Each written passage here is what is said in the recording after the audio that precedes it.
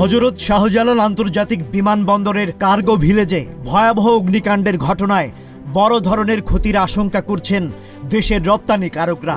তৈরি পোশাক, পচনশীল পণ্য, এমনকি আন্তর্জাতিক কুরিয়ার সার্ভিসের পণ্য ক্ষতিগ্রস্ত হয়েছে বলে মনে করা হচ্ছে।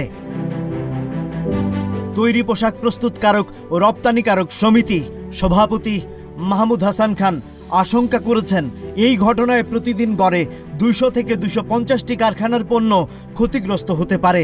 ক্ষতির সঠিক পরিমাণ নিরূপণের জন্য সংগঠনগুলো তাদের সদস্যদের কাছে তথ্য চেয়েছে। সবজি ফলমূল রপ্তানিকারকরাও এই পরিস্থিতিতে দুশ্চিন্তায়। বিএফপি এপিএ সভাপতি এস.এম. জাহাঙ্গীর হোসেন দ্রুত বিমান চলাচল স্বাভাবিক করার দাবি জানিয়েছেন, যাতে পাইপলাইনে থাকা পচনশীল পণ্যগুলো নষ্ট না হয়। এদিকে অগ্নিকাণ্ডের কারণ ও ক্ষতির পরিমাণ নির্ধারণে নড়ে চড়ে বসেছে কর্তৃপক্ষ। বিমান বাংলাদেশ এয়ারলাইন্স 6 সদস্যের একটি তদন্ত কমিটি গঠন করেছে। এই কমিটি আগামী 5 কার্যদিবসের মধ্যে তাদের প্রতিবেদন জমা দেবে।